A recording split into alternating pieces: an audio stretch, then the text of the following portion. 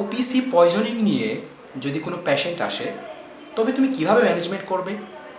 এই কোশ্চেনটার অ্যান্সার তুমি যদি ডিসক্রাইব করতে চাও তবে অবশ্যই তোমাকে 4টি হেডলাইনের আন্ডারে বলতে হবে।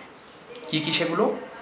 প্রথমে হচ্ছে general management, number 2 specific management, number 3 monitoring the patient এবং 4 নাম্বার হচ্ছে follow up the patient. Okay, let's say again with me. Number 1 general management, number 2 specific management, number 3 monitoring the patient, number 4 follow up the patient. তো general ম্যানেজমেন্টের ভিতরে কী কী include আছে চলো দেখি। General ম্যানেজমেন্টের ক্ষেত্রে প্রথমেই মানে কোনো পেশেন্ট আসার পরই তোমাকে যেটা করতে হবে সেটা হলো এবিসি রেসাসিটেশন। এতে হচ্ছে এয়ারওয়ে, বিতে ব্রিদিং, সিতে সার্কুলেশন। এই ব্যাপারটা ইনশিওর করতেই হবে। দ্বিতীয়ত যেটা করতে হবে সেটা হলো কমপ্লিট হিস্টোরি নিতে হবে, কীভাবে কী ঘটলো রোগীর থেকে শুনতে হবে এবং তোমার ট্রিটমেন্ট প্ল্যানটা তৈরি করতে হবে।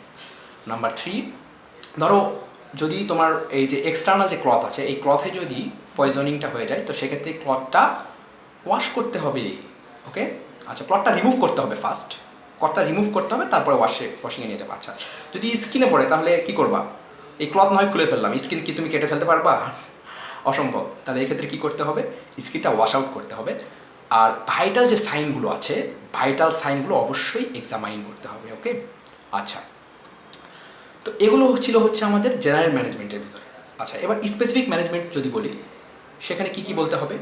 আমরা অ্যাট্রোপিন দিব অ্যান্টিডোট হিসাবে, আর প্যালিডক্সাইমও এখানে ইউজ করব।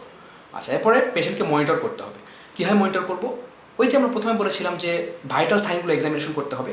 তো এই ভাইটাল সাইনগুলো চেক করে দেখতে হবে এগুলো ঠিক আছে কি না। আরেকটা করতে হবে সেটা হলো ব্রোকেন নেক সাইন, এটাও টেস্ট করে দেখতে হবে। 3টা কথা আমরা বলে ফেলেছি, বাকি থাকলো 4। সেটা হলো এই পেশেন্টকে তোমার সাইকিয়াট্রিস্টের আন্ডারে হচ্ছে ফলো আপে রাখতে হবে। ওকে, তো এগুলো হচ্ছে ওপিসি পয়জনিংয়ের ম্যানেজমেন্ট। ধন্যবাদ সবাইকে।